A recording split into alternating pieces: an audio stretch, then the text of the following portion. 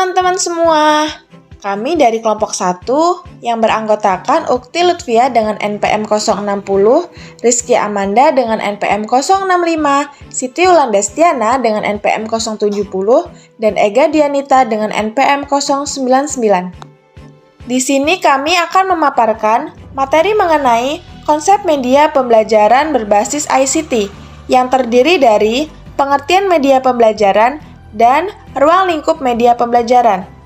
Untuk lebih jelasnya, yuk simak yuk pemaparan materi dari kelompok kami. Pengertian media pembelajaran.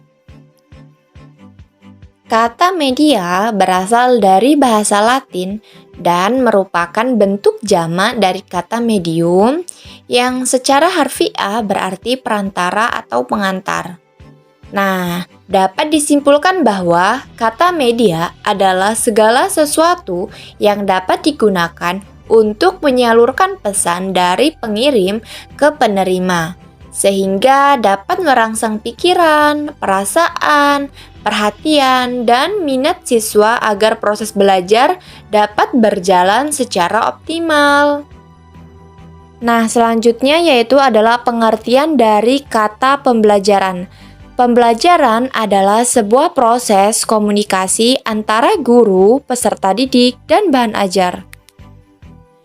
Sehingga dapat disimpulkan bahwa media pembelajaran adalah segala sesuatu yang dapat digunakan untuk menyalurkan pesan dari seorang guru kepada peserta didik yang dapat merangsang pikiran, perasaan, perhatian, dan minat serta perhatian peserta didik sehingga terjadinya proses pembelajaran. Nah, media pembelajaran ini merupakan salah satu komponen pembelajaran yang mempunyai peranan penting dalam kegiatan belajar mengajar. Ketepatan penggunaan media pembelajaran dapat mempengaruhi kualitas dari proses serta hasil yang dicapai. Selanjutnya adalah ruang lingkup media pembelajaran. Yang selanjutnya adalah landasan dalam pelaksanaan media pembelajaran terbagi menjadi 3 landasan. Yang pertama, landasan filosofi. Yang kedua, landasan sosiologis. Yang ketiga, landasan psikologis. Landasan filosofi. Secara filosofis, model pendidikan hendaknya merupakan bentuk atau contoh utama dari masyarakat yang lebih luas dan lebih maju sebagai hasil karya dari pendidikan itu sendiri. Landasan sosiologis. Komunikasi merupakan kegiatan manusia sesuai dengan nalurinya yang selalu ingin berhubungan satu sama lain. Oleh karena itu, komunikasi tidak langsung dengan cara menggunakan media dan juga dipandang sebagai proses penyampaian pesan, gagasan, fakta, makna, konsep dan data yang sengaja dikembangkan sehingga dapat diterima oleh penerima pesan. Yang terakhir adalah landasan psikologis. Penyusunan tujuan instruksional dimaksudkan agar kegiatan belajar mengajar dapat berlangsung secara efektif dan efisien.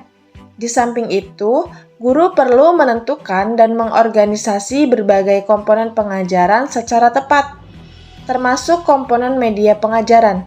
Jadi, perbuatan belajar adalah perubahan kepribadian bagi orang yang belajar, baik perubahan dari aspek pengetahuan, keterampilan, maupun sikap.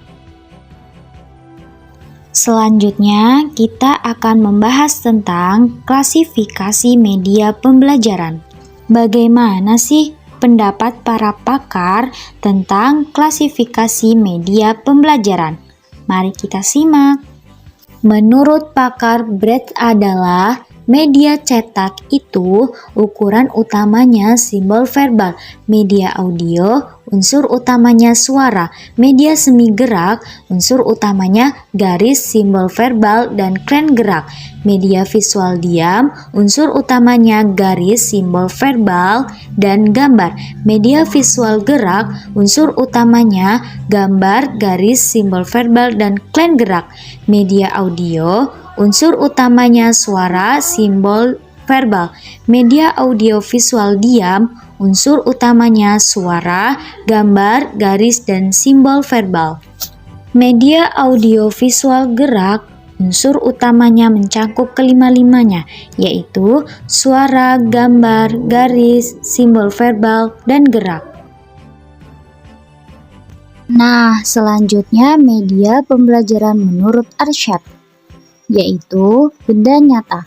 Bahan yang tidak diproyeksikan seperti bahan cetak, papan tulis, bagan balik, diagram, bagan grafik, foto. Rekaman audio-audio dalam kaset atau piringan, gambar diam yang diproyeksikan seperti slide, film rangkai OHT, program komputer.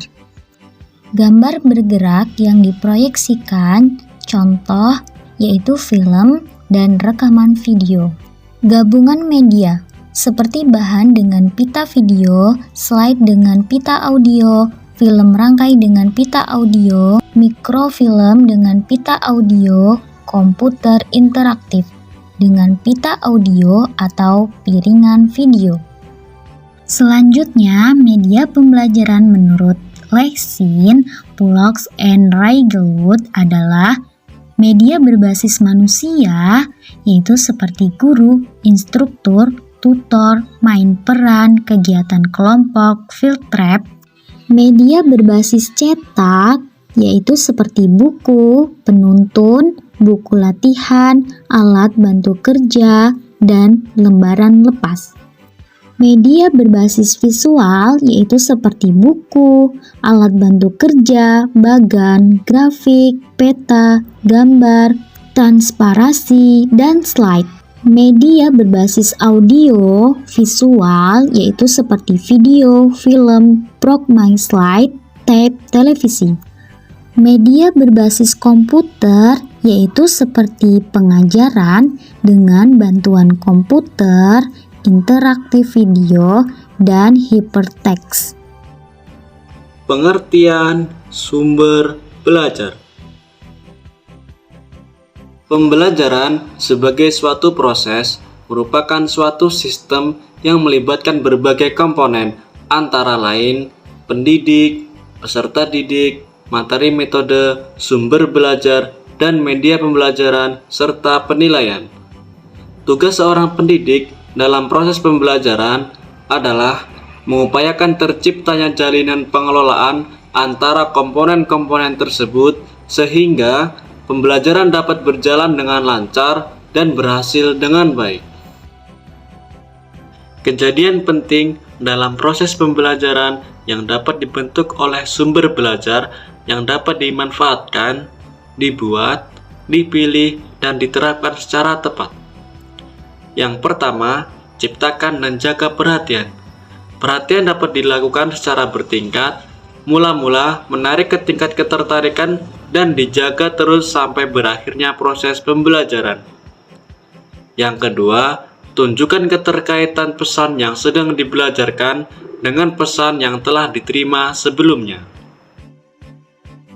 Ketiga, arahkan proses belajar dengan menggunakan bahan-bahan visual, audio verbal, dan kombinasi dari berbagai bahan tersebut. Upayakan bahan tersebut yang dapat menyajikan isyarat-isyarat dan tekanan berbagai pesan baru. Keempat, ciptakan komunikasi yang fair dan seimbang, sehingga umpan balik dari dan kesasaran dapat dimanfaatkan untuk mempercepat tingkat kesamaan bahasa dan persepsi sasaran. 5. Ciptakan dan pelihara kondisi untuk mengingat-ingat, menganalisis, menginventarisasi, menyimpulkan, menerapkan, dan mengevaluasi pesan yang diterima. 6. Selama dan setelah selesai belajar dilakukan, kegiatan evaluasi sesuai dengan formalitas masing-masing situasi belajar. sumber belajar dapat diartikan secara sempit dan secara luas.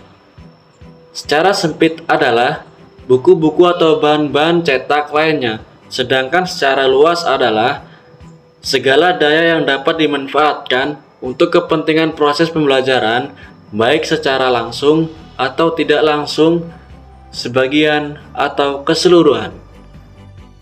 Menurut Sadiman, tahun 1990, halaman 12 menyatakan bahwa sumber belajar adalah segala macam sumber yang ada di luar diri seseorang dan yang memungkinkan atau memudahkan kinerjanya di proses belajar.